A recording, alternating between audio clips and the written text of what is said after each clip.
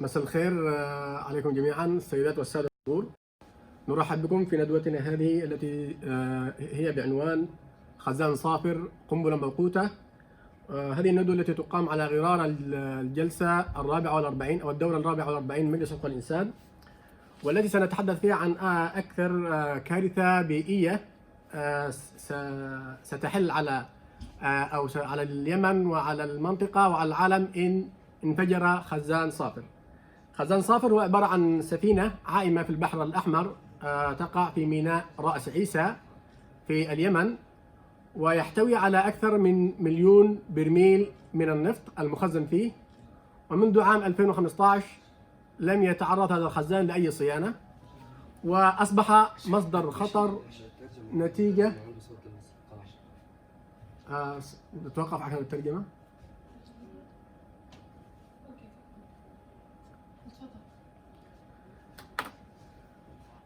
كما قلنا أنه يحتوي على أكثر من 1,000,000 برميل من النفط الخام المخزن فيه، ومنذ عام 2015 لم تتم أي صيانة لهذا الخزان، مما أدى إلى تصدعات في جسم الخزان وانبعاث الغازات المصاحبة للنفط الخام التي قد تؤدي إلى انفجار الخزان أو اشتعال الحرائق.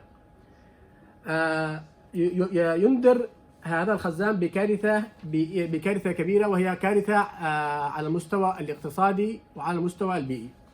فعلى المستوى الاقتصادي سوف يفقد اليمنيين وهم في هذه الأوضاع أو في هذه المأساة، سيفقد اليمنيين أكثر من 1,000,000 برميل من النفط الخام المخزن داخل الخزان، وأكثر من 1,000,000 برميل من النفط المتواجد داخل الإنبوب الممتد على طول قرابة 500 كيلومتر. وستصل تكلفة هذه البراميل أو سعرها إلى عشرات الملايين من الدولارات، والشعب اليمني في أشد الحوجة لهذه الأموال في ظل هذه الظروف الصعبة التي يعيشها اليمن من احتياجات المساعدة الغذائية والصحية والأزمة الإنسانية التي يعيشها اليمنيون. أيضا سيخسر اليمنيين أو ستخسر اليمن الناقلة أو السفينة العائمة. إذا حدث أي انفجار في جسم السفينة أو تصدعات، سوف يخسر اليمنيين هذه الناقلة التي تصل تكلفتها أو تكلف هذه الخزانات العائمة تتراوح ما بين 45 مليون دولار للخزانات العائمة الصغيرة إلى 120 مليون دولار للخزانات العائمة الكبيرة. كذلك أن انسكاب أو ما يعادل 138 مليون لتر من النفط، هذا أيضا سيسبب 4 أضعاف كارثة نفط في إكسوم فالديز في ألاسكا عام 1958، حيث استمر تضرر الضرر الناتج عن تلك الكارثة قرابة 30 عاما. وخزان صافر هو 4 أضعاف تلك الكارثة النفطية، أي أن استمرار أو أضرار انفجار هذا الخزان سيكون هنا له أضعاف مضاعفة لتلك الكارثة التي حدثت في عام 1958. سينتج عن انفجار خزان صافر إغلاق ميناء الحديدة القريب من ميناء رأس عيسى لمدة تصل إلى قرابة السنة. وميناء الحديدة يعتبر شريان الحياة الرئيسي لقرابة 20 مليون يمني يعيشون في شمال اليمن، حيث تصل عبر ميناء الحديدة المساعدات الغذائية والمواد الغذائية والسلع الاستهلاكية لقرابة 20 مليون مواطن.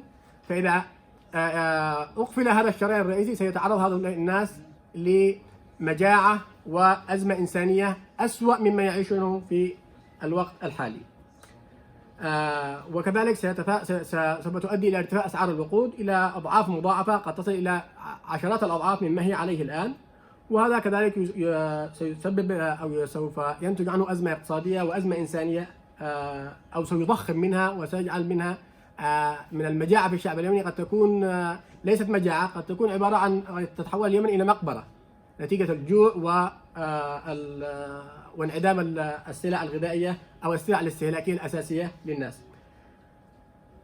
كذلك سوف ينتج عن انفجار الخزان تتوقف عملية الصيد، فهناك قرابة 500,000 صياد أو من الصيادين اليمنيين على طول السواحل اليمنية. يعتبر الصيد مصدر دخل لهؤلاء الصيادين، فعندما ينفجر الخزان وتسرب النفط وعلى شواطئ اليمن في البحر الأحمر ومحيطها سوف تتوقف عملية الصيد، وسيفقد هؤلاء الناس وظائفهم التي يقتاتون منها، وهذا سيضاعف عملية البطالة المتواجدة في الشعب اليمني، وسيؤدي إلى إضافة إلى البطالة المتواجدة وإلى المأساة، سيؤدي إلى أن هناك سيضاف عدد 500 ألف صياد يفقدون مصدر رزقهم. كذلك سينتج عن توقف عملية الصيد، حيث قرر أو حيث أجرت مركز دراسات أن سيفقد اليمن قرابة 60 مليون دولار سنويا، وهي عائدات التي تعود على اليمن من عملية الصيد، سواء بيع الصيد داخليا أو تصدير الأسماك التي يتم استيرادها إلى الخارج. كذلك سوف تقوم المنظمات الإغاثية. الآن اليمن تعيش حرب، وكثير أو معظم الشعب اليمني يعتمد في قوته على المساعدات الإنسانية والإغاثية التي تأتي من الأمم المتحدة أو من المنظمات الإغاثية، سواء الأممية أو الرسمية أو كذلك المنظمات المجتمع المدني.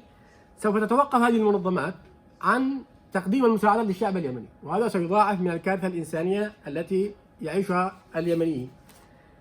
كذلك في مجال الزراعة سوف تتضرر مجالات الزراعة والصيد، وإذا حصل هذا الانفجار وسوف ينتج عنه حريق هائل، سوف يشكل عبارة عن سحابة سوداء تغطي السواحل المدن الساحلية في اليمن، وهذا كذلك سوف يؤدي إلى هطول الأمطار المصحوبة بالغازات الناتجة عن الحريق، وستتسرب هذه الأمطار إلى المياه الجوفية التي سوف يستخدمها الناس في الشرب، وستكون مليئة بالغازات الناتجة عن الحريق، وقد تصيب بعض الناس بالتسمم، وكذلك تؤثر على المنتجات الزراعية التي تستخدم المياه الجوفية في الزراعة.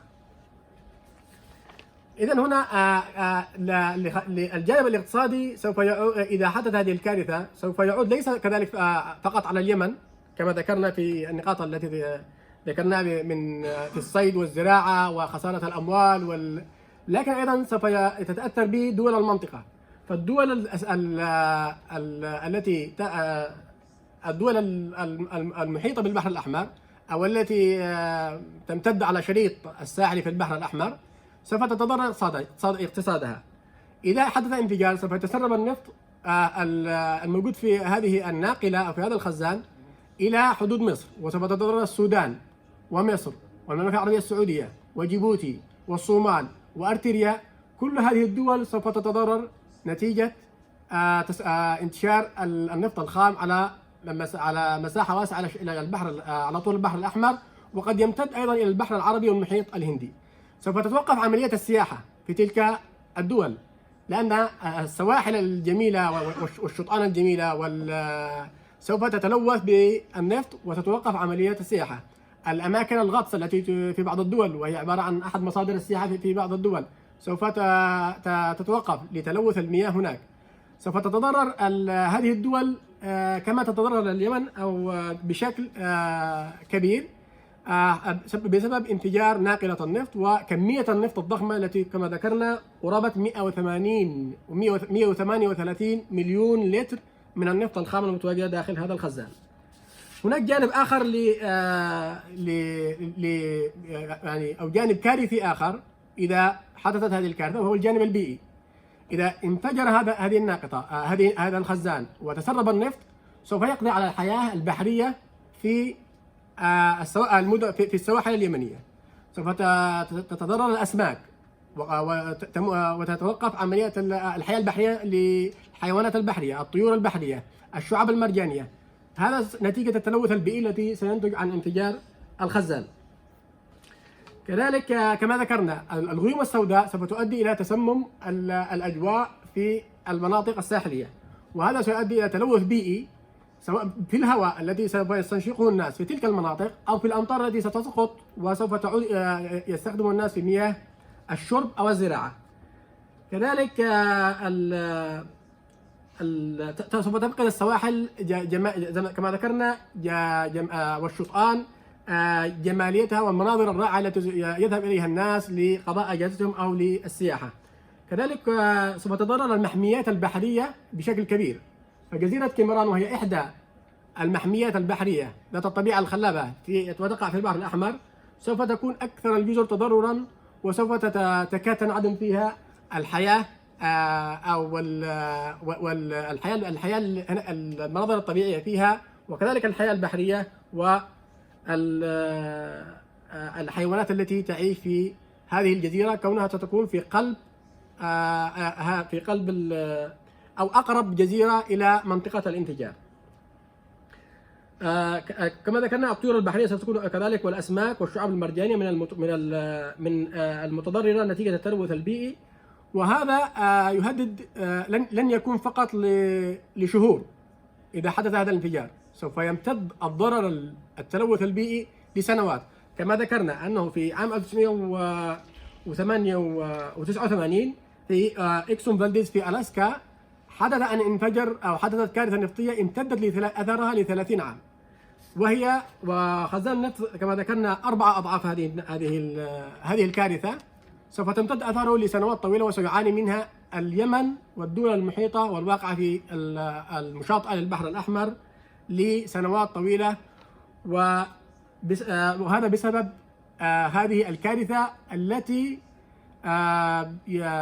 يتسبب بها، وهي الميليشيا الانقلابية، ميليشيا جماعة الحوثي الانقلابية التي تسيطر على ميناء رأس عيسى القريب من المتواجدة هذا الخزان في القرب منه، ويمنعون الفرق الأممية والفرق الحكومية من أن تقوم بعملية الصيانة لهذا الخزان وتفريغ عملية النفط أو كمية النفط المتواجدة فيه حتى لا يتسرب إلى المياه إلى البحر. فتعنت هذه الميليشيا هو السبب منذ 5 سنوات، الآن قرابة 5 سنوات، هو السبب الرئيسي في عدم عملية الصيانة. ونحن هنا نطالب حفاظا على البيئة وحفاظا على حق الشعب اليمني في أمواله، سواء قيمة النفط الموجود أو في أحدى ثرواته التي هي الخزان. نطالب المجتمع الدولي بالقيام بواجبه للحفاظ على البيئة والحفاظ على ممتلكات الشعب اليمني. وهنا سوف أنتقل إلى الدكتورة وسام باسندوة، سوف تشارك معنا عبر الزوم وهي أستاذة العلاقات الدولية وخبير في مجال الحقوق والحريات ورئيس تكتل 8 مارس من أجل نساء اليمن، وسوف تتحدث عن كارثة خزان صافر والابتزاز الذي تمارسه ميليشيا الحوثي للمجتمع الدولي وللحكومة اليمنية، مقايضة بالسماح لهم بعملية الصيانة لخزان صافر. فتفضل دكتورة. السلام عليكم جميعا، مساء الخير. شكرا سيد الرئيس. طبعا الشكر موصول للمنظمات الأوروبية المتحالفة من أجل السلام برئاسة الأستاذ فيصل القيفي على تنظيم هذه الندوة في هذا التوقيت على هامش الدورة 44 لمجلس حقوق الإنسان بجنيف، في ظل هذه الظروف الصعبة أيضا التي يعاني منها العالم في ظل جائحة كورونا. يعني أنا أحيي بطولتكم وأحيي شجاعتكم للتواجد هناك، دائما متواجدون حتى حين يتغيب الجميع. أيضا في ظل هذه الظروف الصعبة التي تمر بها بلدنا اليمن وما نعانيه في ظل هذا الانقلاب المشؤوم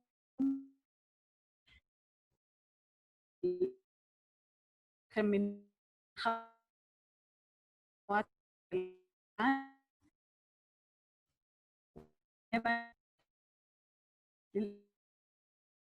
والإنساني، نحن دورة وراء من جراء هذا الانقلاب، ولا زال الانقلاب مستمر. الشديد لم يؤدي دوره في الحفاظ على الأقل على حماية المجتمع اليمني وملاحقة الميليشيا الحوثية كمجرمي حرب وفقا للجرائم التي ارتكبوها بحق اليمنيين.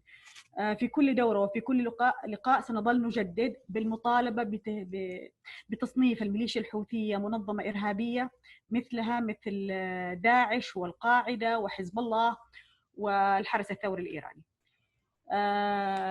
سيادة الرئيس خالد عرض بشكل مفصل قضية خزان نفط صافر والآثار المترتبة على انهيار هذا الخزان وما يمكن أن يسببه من أضرار اقتصادية وبيئية ليس على اليمن فحسب بل على المنطقة، وتمتد آثارها للعالم.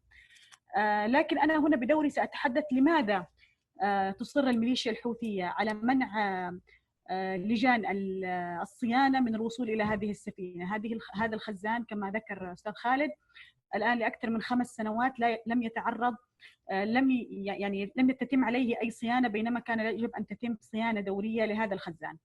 الميليشيا الحوثية تتعمد هذا، هي من مصلحتها أن يبقى هذا الخزان ورقة ضغط وابتزاز لليمن وللمجتمع الدولي وللعالم. هي كميليشيا لا تفكر بالأضرار التي ستترتب ليس عليها ولا على اليمن، هي ميليشيا طارئة على هذا الوطن وعلى هذا المجتمع وعلى هذا العالم، وبالتالي هي لا تتحمل أي أعباء، ولكنها تفكر كيف يمكن أن تستغل هذه الورقة للابتزاز السياسي والاقتصادي وحتى البيئي والعسكري. على المستوى السياسي منذ عدة أيام كنا ننظم ندوة أيضا بخصوص هذا الموضوع، وكان لدينا ضيف جليل وهو سيادة السفير البريطاني لدى اليمن، وتحدث بشكل واضح أن هناك كانت عدة مفاوضات مع الميليشيا الحوثية للقبول بإرسال لجنة للصيانة، وبالفعل قبلت الميليشيا الحوثية وبدأت لجنة الصيانة تحركت باتجاه جيبوتي المجاورة. وحين وصلت اللجنة إلى هناك رفضت الميليشيا الحوثية السماح لها، غيروا رأيهم بمنتهى البساطة. وهذا هو ما نقول، أنه في لحظة ما يمكن أن تقبل الميليشيا الحوثية، وفي لحظة أخرى ممكن أن ترفض وفقا لما يمكن أن تجنيه، وفقا لابتزازها السياسي، وفقا للموقف السياسي. هي كلما شعرت أن هناك ضغوط سياسية تمارس عليها تبدي أنها على استعداد لقبول أي خطوة للسلام أو أي خطوة للمصالحة، أو حتى أي خطوة للقبول بصيانة، لو نحن نتحدث عن صافر تحديدا، للقبول بوصول لجنة لصيانة السفينة، لكن تعود لتغير رأيها وفقا للمقتضيات المصلحة الخاصة بها. هذا أول نوع من أنواع الابتزاز التي تمارسه الميليشيا الحوثية. أيضا هي تخضعها لمجموعة من المقايضة الاقتصادية. يعني في إحدى المرات طرحت الميليشيا الحوثية أنه بإمكانهم مبادرة لبيع النفط المخزون في السفينة مقابل أن تورد إيرادات هذا النفط إلى خزينة البنك المركزي التابع للميليشيا الحوثية، وبالتالي ستسمح مقابل ذلك بالسماح للجنة الصيانة بالوصول إلى السفينة. يعني هي تبيع النفط عبر وكيل، تريد المجتمع الدولي أن يعمل كوكيل لها لتبيع هي النفط وتأخذ هي الأموال. شيء عجيب جدا ووقح. وحين رفضت هذه المبادرة، عرضت عرض آخر، وهو أن يتم بيع النفط في الخزان مقابل تقاسمه ما بين الميليشيا وما بين البنك المركزي التابع للميليشيا، أو كما تسميه بين قوسين، يعني أنا أعتبره عبارة عن خزان، عن صندقة كما يسمونها باليمن للنصب، هي صندقة تابعة للميليشيا وليست بنك مركزي طالما أنها لا تتبع الدولة، وبين البنك المركزي التابع للدولة، وبالتالي تقسم الأرباح بين الطرفين. أيضا تم رفض هذا المقترح. وبالتالي هي أيضا تبتز المجتمع الدولي عبر المنظمات والمساعدات الإنسانية. هي تقول أن هناك كارثة وهناك أزمة، أتوني بالمنظمات، وفعلا المنظمات الغذاء العالمي تقدم مساعدات، منظمة الصحة العالمية تقدم مساعدات، ثم تذهب كل هذه المساعدات لصالح المجهود الحربي التابع للميليشيا ولا تصل إلى مستحقيها. مؤخرا أكثر من منظمة أعلنت، منظمة الغذاء العالمي أعلنت أن المساعدات تباع في السوق السوداء، وأن أن الغذاء والقمح ظل في المخازن إلى أن تلف، ولم تسمح له الميليشيا الحوثية بإيصالها لمستحقيها. منظمة الصحة العالمية شوهدت سيارات الإسعاف تتجول في الشوارع تحمل مسلحين، يعني تستخدم المجهود الحربي خارج الإطار الذي قدمته. الولايات المتحدة الأمريكية أعلنت أنها أوقفت مساعداتها لليمن، في البداية أعلنت ثم أوقفت بالفعل مساعداتها لليمن، لأنها أصبحت على يقين بأن هذه المساعدات لا تصل للمستحقين. الميليشيا الحوثية تريد أي ورقة للابتزاز السياسي والاقتصادي، ومن ضمنها صافر لابتزاز الحاجة أيضا.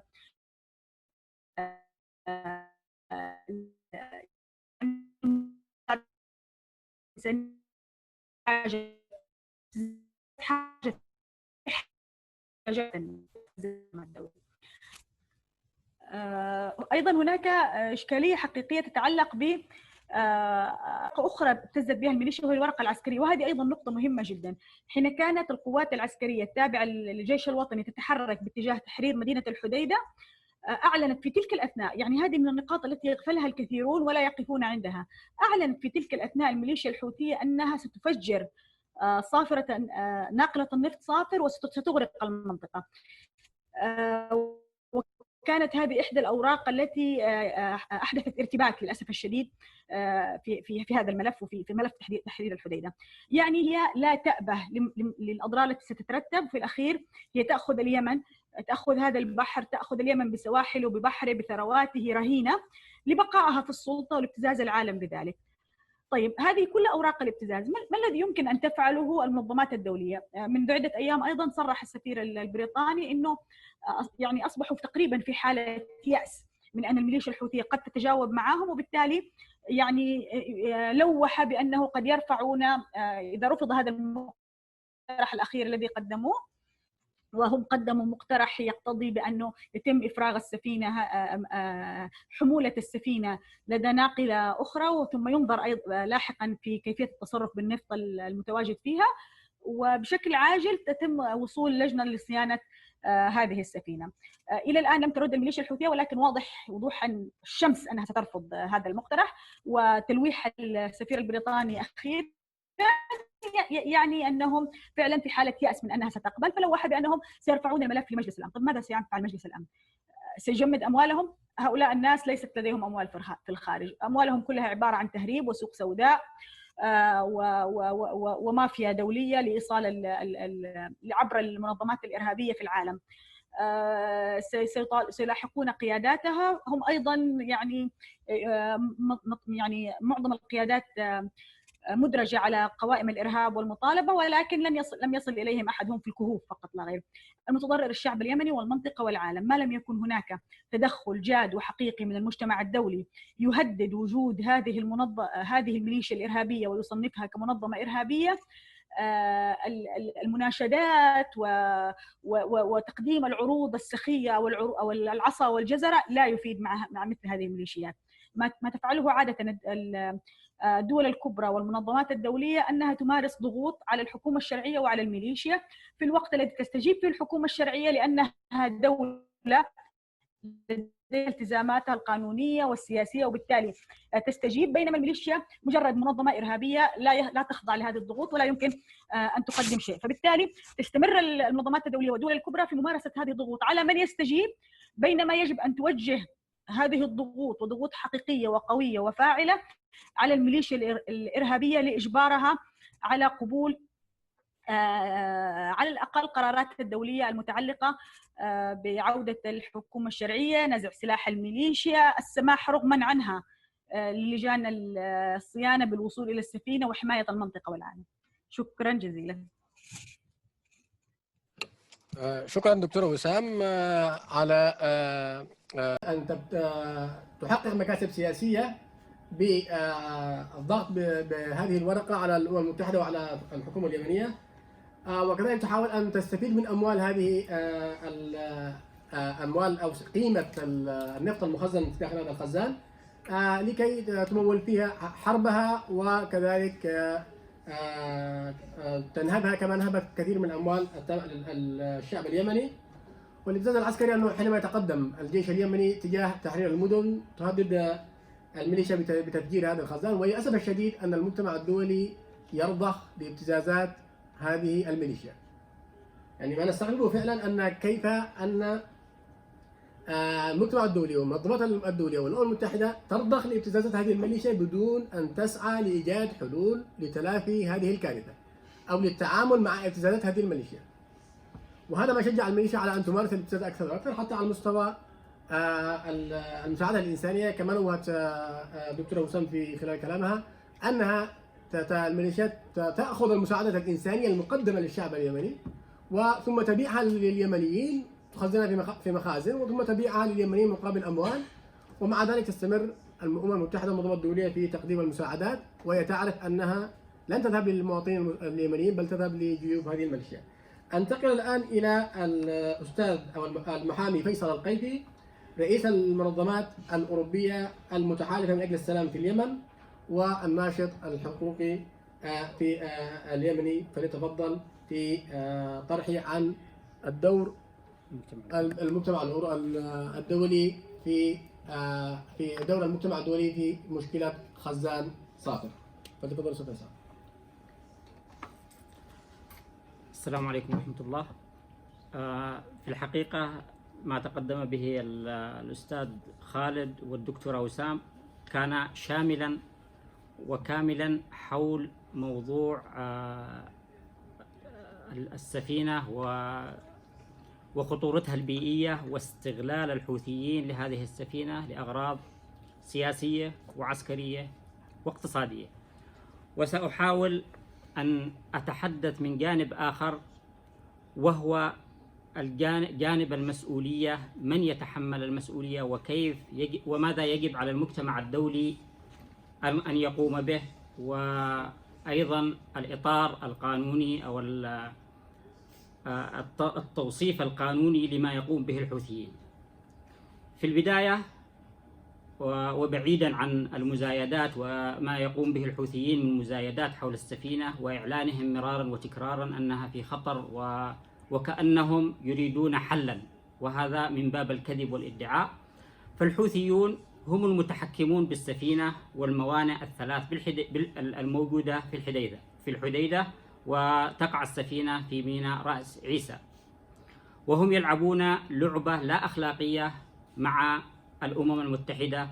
فعندما تزداد الضغوط عليهم من قبل الأمم المتحدة والمجتمع الدولي يبرمون اتفاقا للصيانة وعمل حل، وبمجرد أن تأتي فرق الصيانة للقيام بصيانة الخزان يتنصرون من الاتفاقيات تحت ذرائع مختلفة وعديدة، حتى وصل الأمر أن المجتمع الدولي أو أن الأمم المتحدة يأست أو أصبحت تعلن وبشكل واضح أنه لا فائدة من التعامل مع الجماعة الحوثية في هذا الإطار، حيث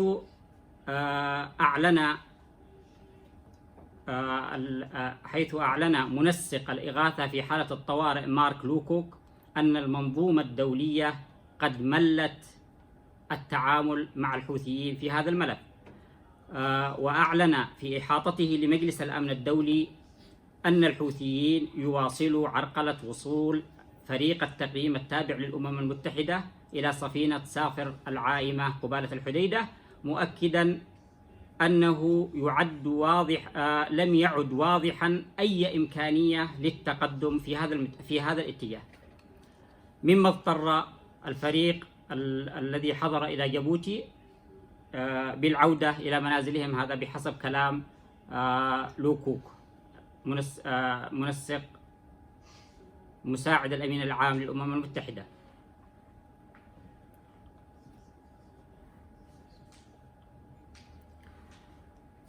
كان من المفترض أن تكون السفينة العائمة جزءا من اتفاق الحديدة والانسحاب من موانئ البحر الأحمر الرئيسية المنصوص عليها في مسودة ستوكهولم، والذي وقعتها الحكومة الشرعية والميليشيات الحوثية.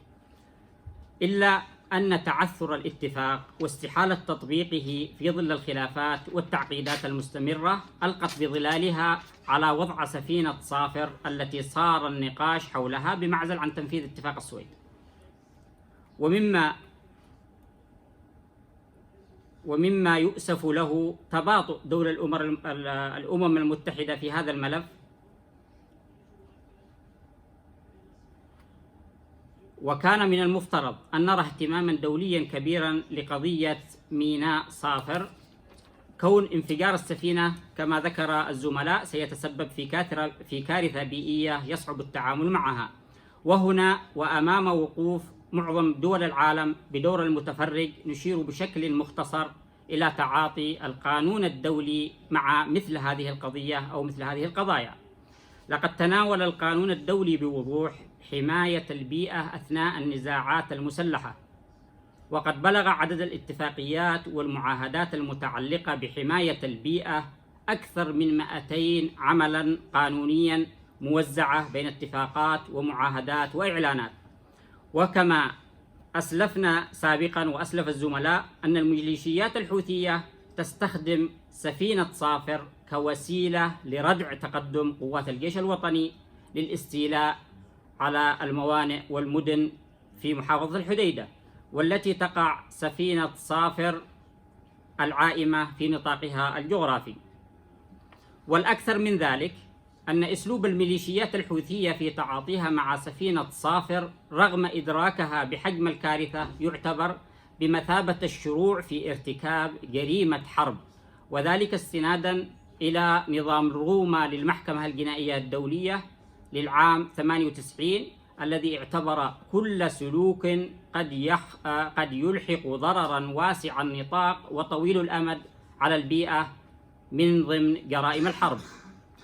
ورغم الخطورة الحقيقية التي قد تحدث في حال الانفجار ووجود العدد الهائل من الاتفاقيات والمعاهدات الدولية بحماية البيئة أثناء النزاعات المسلحة، إلا أن تعامل الأمم المتحدة ودول العالم لم يرقى إلى المستوى المطلوب التي تفرضه مبادئ القانون الدولي الإنساني، إذ كان من المفترض على الأمم المتحدة والمجتمع الدولي وكافة دول العالم أن تقوم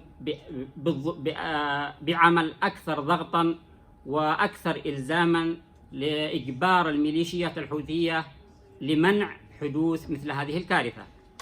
ومن هنا نطالب كل دول العالم بتفعيل قوانين حماية البيئة أثناء النزاعات المسلحة، ونطالب الأمم المتحدة بتفعيل القانون الدولي الإنساني الذي يعتبر أن البيئة أو الاعتداء على البيئة يعتبر اعتداء على الأحياء كالاعتداء على الأحياء المدنية، بل أن القانون الدولي الجنائي يعتبر أن الاعتداء على البيئة الطبيعية يعتبر جريمة حرب، ويجب أن يحاسب كل منتهكي جرائم الحرب. وبالختام نكرر مطالبنا الذي تقدم بها الأخ والأستاذ خالد وكذلك الدكتورة من عبر الزوم بضرورة ممارسة ومطالبتنا للأمم المتحدة وللمنظمات الدولية والوكالات الدولية وكل دول العالم الحر بالإسراع دون تباطؤ في الضغط على الميليشيات الحوثية لصيانة السفينة أو تفريغها. وشكرا جزيلا. شكرا جزيلا أستاذ فيصل على ما قدمته في وطرحته بخصوص الدور الأممي والدور المجتمع الدولي في قضية خزان صافر، حيث كذلك ذكر الأستاذ فيصل ما تقوم به الميليشيات في استغلال هذه القضية واستخدامها كورقة للمزايدة، حيث أنها تصعد من هذه الورقة أحيانا، ثم عندما يتفاعل المجتمع الدولي لإيجاد حل لهذه المشكلة تعود هذه الميليشيات للتمنع والتعنت. وكذلك استشهد بتصريحات لمسؤولين أمميين منهم أحد مبعوثي أو مندوبي الأمين العام للأمم المتحدة عن أنهم ملوا من التعامل مع هذه الميليشيات، مع ميليشيا الحوثي بخصوص قضية صافر، حتى لم يستطيعوا أن يصلوا معها إلى حل. وكذلك قدم عدة مطالب، وهي مطالبة الأمم المتحدة بتفعيل القانون الإنساني الذي يعتبر الاعتداء على البيئة كاعتداء على الأحياء، وكذلك تفعيل أحد القانون في الجنائي كأن الاعتداء على البيئة اعتباره جريمة حرب. وهنا نقول أن في ظل أن العالم بأسره يعيش مشكلة بيئية وأدت إلى الإضرار أو لتهديد الحياة على كوكب الأرض، وفي ظل أن الدول الفاعلة في هذا العالم تسعى سعيا حديثا لعقد اتفاقيات لحماية البيئة ولمنع الدول أو ترشيد عملية التصنيع في الدول بحيث ألا يكون هناك آثار تضر في البيئة، وبحيث أن كثرت أو تزايد أعداد المنظمات والنشطاء الداعين لحماية البيئة ولكي يحافظوا على حياة الإنسان في المستقبل، لأن أي تهديد للبيئة هو تهديد للحياة على هذا الكوكب في المستقبل. وظهرت بعض الآثار من ارتفاع درجة الحرارة وتناقص مستوى الجليد في القطبي الكرة الأرضية الشمالي والجنوبي، وغرق بعض المناطق. في ظل أن العالم يسعى لحماية البيئة، نقول للعالم أن هناك كارثة بيئية سوف تهدد جزء مهم من العالم، وسوف تهدد ليس فقط اليمن ولكن الحدود البحرية الأفريقية والآسيوية المطلة على البحر الأحمر وقد تمتد إلى المحيط الهندي. هذه الكارثة البيئية سوف تحدث بسبب تعنت ماليزيا غير آبها بكل الاتفاقات الدولية ولا بالقانون الدولي ولا تأبه ولا تعير أي اهتمام لحياة البشر. ندعو كل أجدد كذلك مطالبتنا كما طلبت الدكتورة وسام والأستاذ فيصل، ندعو كل المتضامنين وكل النشطاء الذين ينشطون في مجال الحفاظ على البيئة، سواء على مستوى منظمات مجتمع مدني أو منظمات دولية أو دول أو مؤسسات رسمية أو أفراد، أن يضموا صوتهم إلى صوتنا لكي نسعى لإنقاذ هذه اليمنيين والمنطقة، بل قد يصل تأثيرها إلى العالم من هذه الكارثة البيئية التي بإمكاننا أن نمنعها. هناك إمكانية لإيقاف كارثة انفجار خزان صافر. هذه ليست ككارثة التسربات أو تصاعد غاز ثاني أكسيد الكربون نتيجة الصناعة التي يعني تحتاج إلى خطط طويلة الأمد لترشيد الصناعة وتخفيف من انبعاث الغازات. هذه كارثة بإمكاننا إيقافها بشكل كامل، وهي بالتعاون مع اليمنيين بالضغط بشتى الوسائل وبشتى الطرق على هذه الميليشيات، وإرسال فريق لصيانة الخزان وتفريغ النفط الخام المتواجد فيه. لأن النفط الخام إذا استمر تخزينه في منطقة معينة لفترة طويلة تنبعث عنه غازات قد تؤدي إلى انفجار، ليس فقط أن يتصدع الخزان نتيجة عدم الصيانة، ولكن نتيجة انبعاث الغازات قد يؤدي إلى انفجار داخل الخزان وتسرب هذه الكمية المهولة من النفط في المياه البحرية. هنا الآن نعطي فرصة للجمهور إنه إذا كان في أي أسئلة أو مداخلات، فمن يحب أن يشارك يرفع يده. تفضل. نبدأ من اليمين. إجرامية أسقطت الدولة وأسقطت الجمهورية والنظام الشرعي في 2014، وتبتز اليمنيين منذ ذلك الحين، ولا تبتز المجتمع الدولي، ولا تسمح للمجتمع الدولي أو لليمن بمحاولة إنقاذ البيئة اليمنية. سفينة صافر إذا انفجرت ستكون هناك كارثة على كل المستويات. لن يستطيع العالم حينها أن ينقذ لا اليمن ولا الدول المجاورة ولا منطقة البحر الأحمر ومنطقة المحيط الهندي. هنا يوجد منطقتين بحريتين كبيرتين، فلو حدثت وانفجرت وسال النفط إلى المياه سوف تحدث كارثة كبيرة، خاصة وأن هناك نقطتين مهمتين جدا: أن الحوثي يزرع ألغام بحرية، وهذه الألغام قد يتصادف اصطدامها بالسفينة العائمة في مياه البحر الأحمر.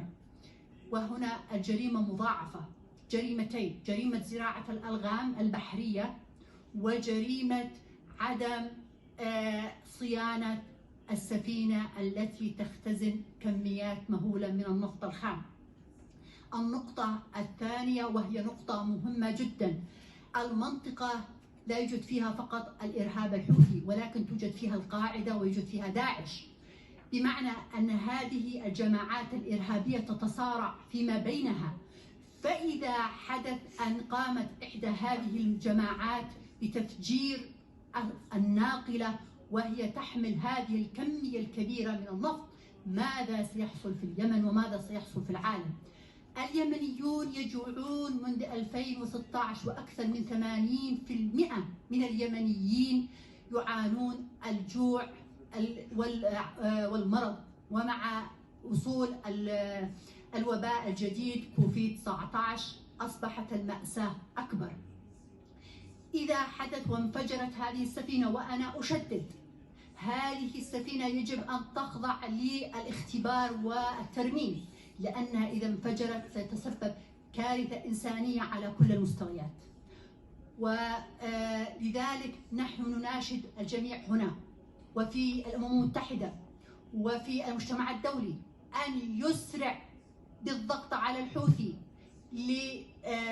للسماح لفرق الصيانة بصيانة هذه السفينة، ما لم ستتفاقم المصيبة في اليمن وسيزداد الجوع. وكما نعلم في عام 1990 عندما فجر العراقيون والأمريكيون منابع النفط في العراق، كانت تسقط أمطار سوداء من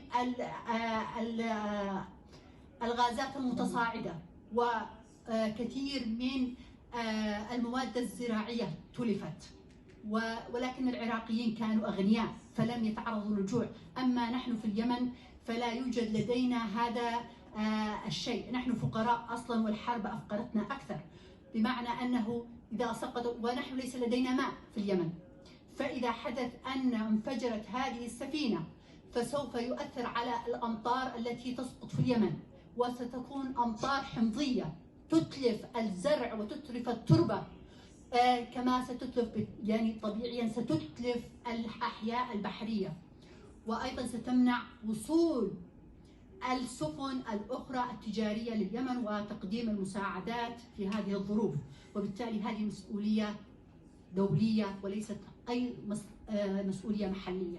وأيضا حتى أنا الآن أتكلم عن الشباب الذين هنا وهم يعون تماما مخاطر البيئة. البيئة ليست لنا وحدنا، أيضا قد نموت هذا الجيل ولكنها لأولادنا. البيئة ليست لنا، البيئة للمستقبل. نحن يعني الذين يعني سنتضرر بالتأكيد، سنتضرر، ولكن ليس نحن فقط، سيتضرر الأجيال المقبلة. اليمن بلد جميل ولكنها أصبحت تحت حكم هذا النظام، ليس نظاما ولكنه تمرد أسقط الدولة وأسقط المجتمع، وأصبحنا نعيش مأساة خطيرة ومؤلمة ويجهل العالم هذه المأساة. أنتم لا تسمعون كثيرا في الأخبار للأسف الشديد، الأخبار تصمت عن ما يحدث في اليمن، لا أحد يتكلم. وفي ألمانيا يقولوا، في ألمانيا توجد كلمة مشهورة أنها اليمن فرقسنا كريك فرقسنا لاند، الأرض المنسية والحرب المنسية. الكثير منكم يعرف الحرب في العراق ويعرف الحرب في ليبيا وفي سوريا، ولكن لا يعرف الحرب في اليمن. وأنا هنا وأنتم كشباب أنتم مسؤولون عن الأوضاع التي تحصل في اليمن، أن تعلموا مجتمعكم المحلي وأن تعلموا مجتمعكم الدولي أيضا. أنتم لستوا قليل، أنتم مهمين، أنتم بالنسبة لنا مهمين. نحن هنا نقطر دما، نحن نبكي من داخل قلوبنا، مشاعرنا مهزومة لأن المجتمع الدولي يتجاهلنا. نحن نريدكم معنا، البيئة ليست لنا وحدنا، البيئة للجميع، الأرض واحدة. إذا حصلت مصيبة في اليمن ستصل إلى أوروبا، وكما حصلت الحرب في سوريا جاء اللاجئون إلى أوروبا، وهذا سيحصل إذا صمتنا جميعا عن ما يحصل في اليمن. ستكون الكارثة أكبر مما تتصوروا. شكرا.